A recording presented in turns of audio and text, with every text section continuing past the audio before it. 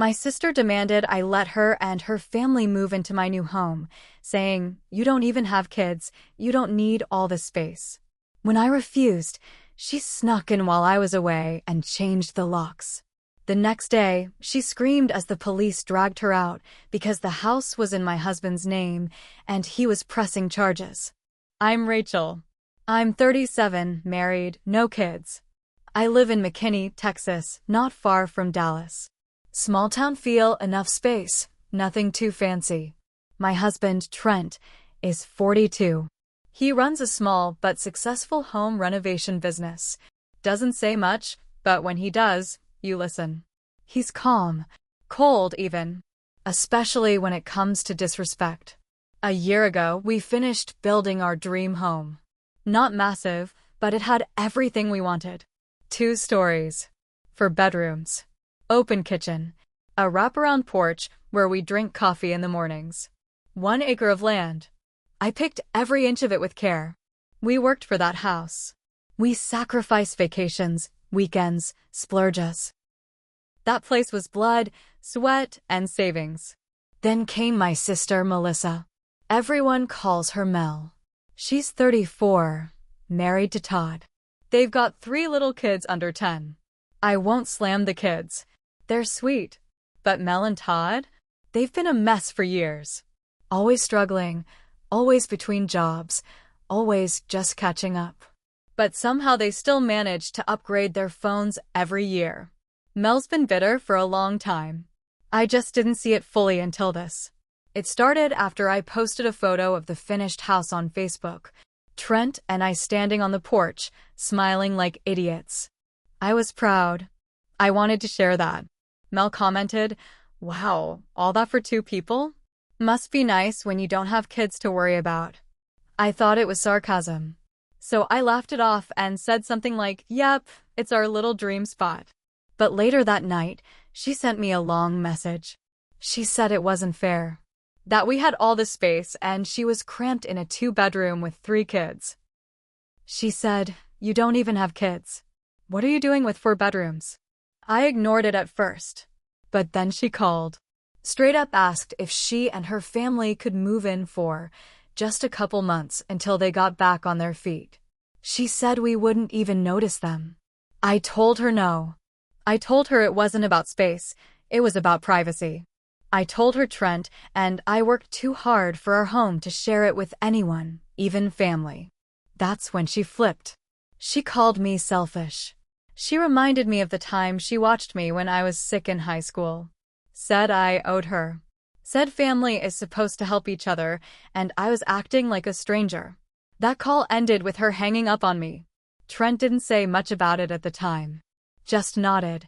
I could tell he was annoyed, but he never liked getting into drama unless it came to our door. Well, she brought it right to our front door. About a month later, Trent and I went on a weekend trip to Fredericksburg for our anniversary. Left Friday, came back Sunday. It was just a quick getaway, wineries, walking downtown, no drama. We didn't think twice about leaving the house. We have cameras, an alarm system, and we live in a quiet neighborhood. When we pulled up that Sunday night, I knew something was off. First, the porch light was on. We had left it off.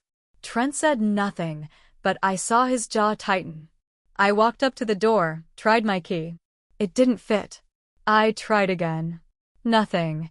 I stepped back. Trent took the key, tried it himself, then knocked hard on the door. No answer. Then we heard it. Kids' voices inside. Laughing. A TV blasting cartoons. My stomach dropped. Then the door opened. And there she was. Melissa. Wearing my hoodie. Standing in my doorway like it was hers. "Oh, hey," she said, all casual. "You're back early." I didn't even speak. I couldn't. Behind her, toys were scattered across the living room. My rug was stained. My coffee table was covered in cereal bowls and empty juice boxes. My framed photos had been moved. A blanket fort was half built on the couch. "We needed somewhere to stay," she said. "You have all this space, and you weren't even using it." I figured it was fine. "You figured wrong," Trent said. Still calm.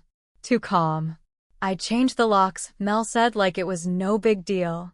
But don't worry, I'll get you a copy of the new key. I didn't think you'd mind. I just stared at her. My mouth couldn't even move. Trent didn't say another word. He turned around and walked straight to the truck. I followed. He drove straight to the police station. And here's the part that Mel didn't count on. See, the house isn't in my name. It's in Trent's name. Sole ownership. For legal reasons, and because of some tax benefits we'd worked out early in the build. My name's nowhere on the deed. He told the officer everything. Showed him the property papers. Showed him the footage from our security cameras of her entering the house with the locksmith while we were out of town. The cops didn't hesitate. Next morning, we were both there when they showed up. 3 officers. Mel freaked out the second she saw the cruiser. "You called the cops on me," she screamed. She started yelling about how we were heartless. How we were punishing her kids. How we were trying to ruin her life. "You broke into a home that's not yours," one of the officers said, calm as can be. "You changed the locks. That's trespassing and unlawful entry." She was still in her pajamas when they cuffed her. She cried. She screamed. She said, "You're my sister. You can't do this to me." But she wasn't yelling at me. She was yelling at Trent. And he just looked at her and said, "I can. And I am." After they took her away, the house felt different. It was supposed to be my safe place. But now every corner felt violated. My favorite throw blanket smelled like cheap perfume. There were crayon marks on the walls upstairs.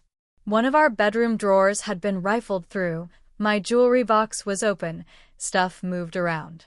Nothing was missing, but still, the feeling stuck to me like dirt under fingernails. Trent walked the house quietly, room by room. He didn't say a word. He was checking damage, taking photos. He's the type that doesn't yell. He just acts. And when he acts, it's deliberate. We had the locks changed again that night. Upgraded to smart locks, too.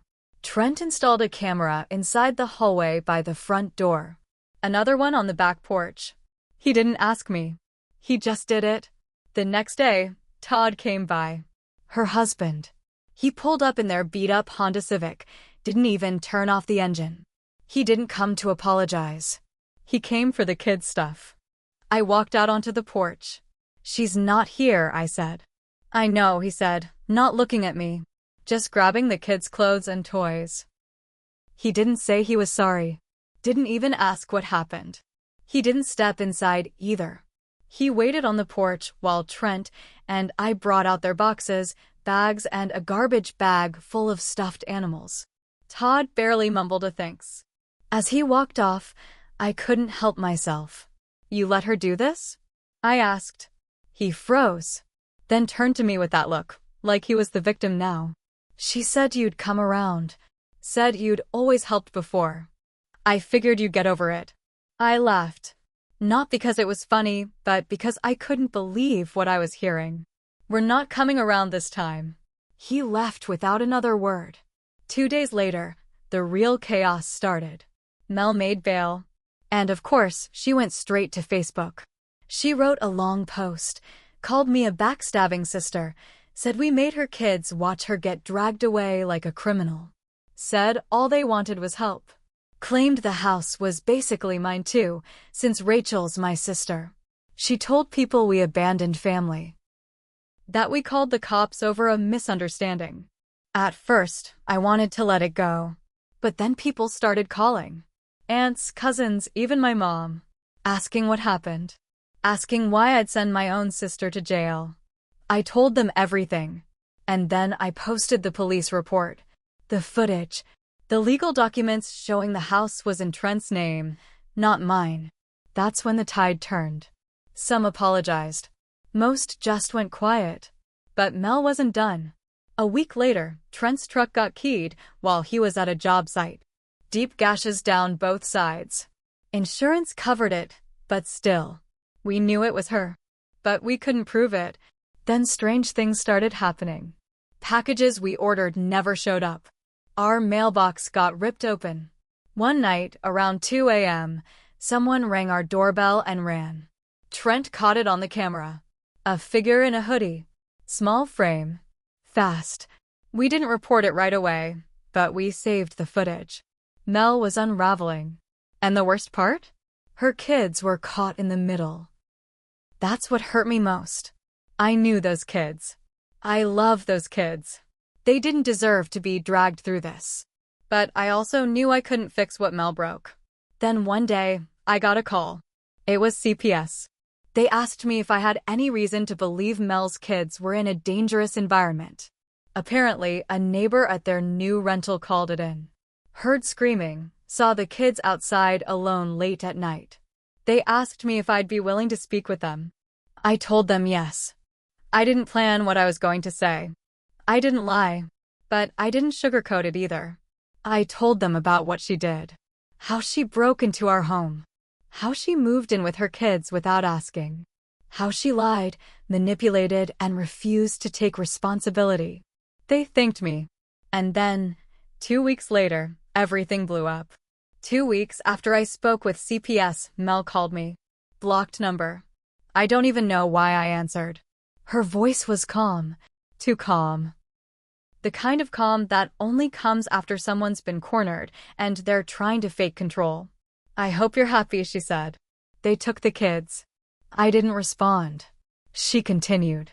They showed up with a social worker and a cop. Said someone made a statement. Said the place wasn't safe. Her voice cracked then. I just needed help, Rachel. That's all I ever wanted. Help from my sister. I wanted to yell at her. I wanted to scream, you didn't ask for help. You stole. But I didn't, because I could hear something else behind her voice, desperation. But not for her kids. For control. You can't just wreck people's lives and expect pity, I said. This is what you caused. No one else. She hung up. I sat there staring at my phone for a long time. Later that night, I got a call from the CPS caseworker. They told me Mel's kids were placed with a foster family for the time being, but since I was a relative and had no criminal record, I was being considered for kinship placement. They asked if I'd be willing to take them. Trent and I stayed up all night talking. Not fighting, just talking. The kids weren't the problem. They were never the problem. But taking them in would mean tying ourselves, maybe permanently, to Mel's mess. Still, I knew what it would mean for them if I said no. The next morning, I said yes. And just like that, the house that was supposed to be our quiet dream home was filled with noise and backpacks and little feet and late-night cries. It was chaos. But it was real. The kids didn't ask a lot of questions. The oldest, Mia, just hugged me and said, I missed you. That almost broke me. We got them set up in the 2 spare bedrooms. Trent added locks on the outside gates, just to be safe. He said nothing about the change. Just did what needed doing. That's how he is. Then Mel lost her mind. She started sending me voicemails. Some crying. Some screaming. You took my kids. You always wanted to be the hero. You poisoned them against me. I didn't respond. One day, she even showed up outside the house. Banged on the front door until Trent walked out, calm as ever, and told her if she didn't leave in 60 seconds, the police would be called again. She left. Later that week, I found something in Mia's backpack. A folded piece of paper. A drawing. It was a house.